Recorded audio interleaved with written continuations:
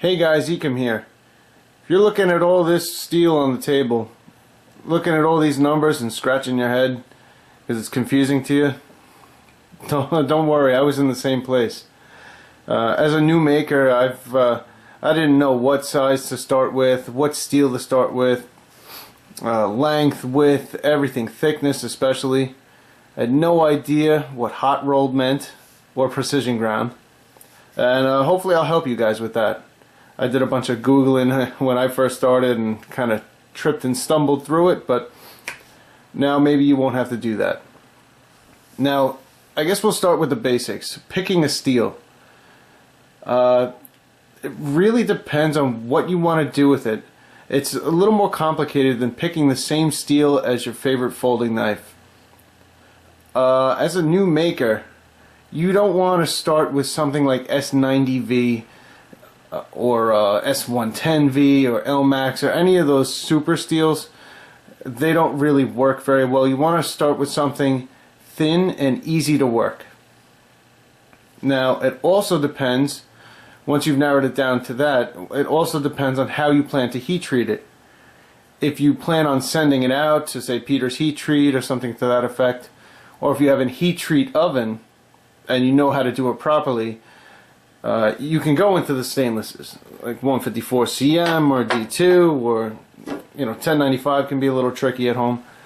If you're limited to just home use, and you're doing it in essentially a campfire on steroids, like a brake drum forge or something to that effect, it can be done. It's tricky, but if you're limited to that method of heat treatment, like I was when I first started, 1084, that's your only choice. It's not necessarily your only choice, but it's going to give you the best results, being an imprecise method of heat treating. Okay, so let's say you pick your steel out. Now let's choose, I don't know, let's say you pick 1095.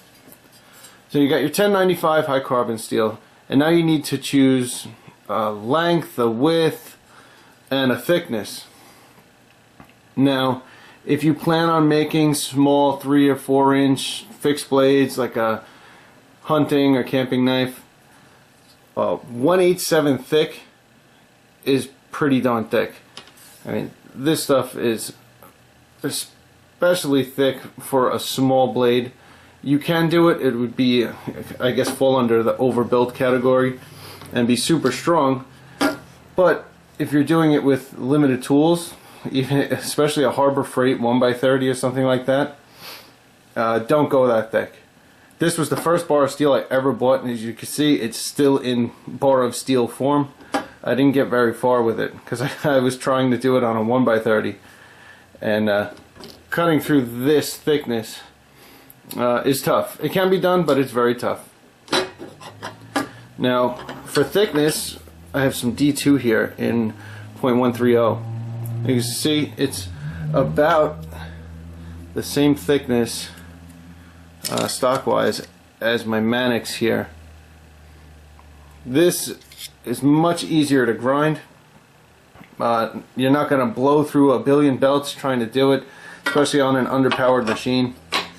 Now, if you have a higher power machine, you have a 2x72 or something like that, then you can go a little thicker and not have to worry about it, but you're still going to plow through belts, and it's going to be a lot of work. Stuff like this here, this bar of 1084, I have in 270. This stuff is beastly thick. It's almost half as thick as my finger. Definitely don't go this thick. This hasn't been used for a reason. I have this 270 bar stock. It's just too much. I have to find a reason to use that. I tend to stick around the 156 for 4 or 5 6-inch blades. It's plenty thick, maybe even a little too thick, but I like them a little beefy and overbuilt. And the 130. These are the two I buy. Smaller blades, bigger blades. That's it. You can even go down to, I think the next one down is 110. That would be good as well. Okay, now you have your thickness picked out. let's go with your length is going to be kind of standard. I buy 99% of my steel from New Jersey Steel Baron, and you have a choice between a 4-foot bar or a 3-foot bar, depending on the steel. D2 comes in 3-foot bars, and oops, sorry, my phone's going bananas over there. 154 comes in 3-foot bars, and your carbon steels come in 4-foot bars. I'm sure you could call them up and work something out with them, but your length is kind of a standard. High carbon steel is going to be a lot cheaper, by the way. So I started with 1084. My first successful knives were in 1084. I have no regrets. Okay. Now width. I tend to go for 1.5 inches. 1.5 inches wide right here. So this would be a 3-foot bar and 1.5 inches wide, and I could get a bunch of knives out of here. You'd have to make a really broad blade to get bigger than 1.5 inches, or have some kind of weird design. This is 2-inch that I use for some of my curved blades. But aside from that, I really wouldn't go too much over 2-inch. Now with anything, you do get more for your money when you buy in bulk.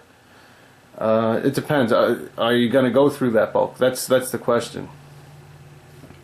Okay, the last thing about choosing a steel, when you have the option, you'll see sometimes, like a New Jersey Steel Baron, I believe, offers it. This is what they call hot rolled or pickled or something like that. You can see there's kind of a scale on it. It's a gray color. The corners are kind of rounded and they're not squared off. If you're doing stock removal like I am, you're grinding. Whoop! I bumped you guys. You're grinding a knife out of this. You're gonna have to take all this gray stuff off. This is hot rolled, pretty much out of the machine. They throw some oil on it. It's going to come imperfect, and you're going to have to surface grind it and get it flat, make it perfect. Let's see. Then you have, geez, my phone's going bananas. Precision ground, which, don't mind, this is rusty because it's been sitting in the shop, but you can see they've already taken that gray layer off. It's squared off, it's flat. I would say, if you have the option, always, always, always, for stock removal, guys, go with precision ground. It will save you abrasives, it will save you headaches, it will save you time. It's going to cost you a little bit more, definitely worth every penny. Okay, I think that's about it, guys. I'll leave a link in the description to where I get my steel and some place you can get excuse me, some places that you can get it. Hopefully this helped you guys, and I'll come back with another one. I'm going to go over handle materials and pin material next one. Thank you guys. Have a good one.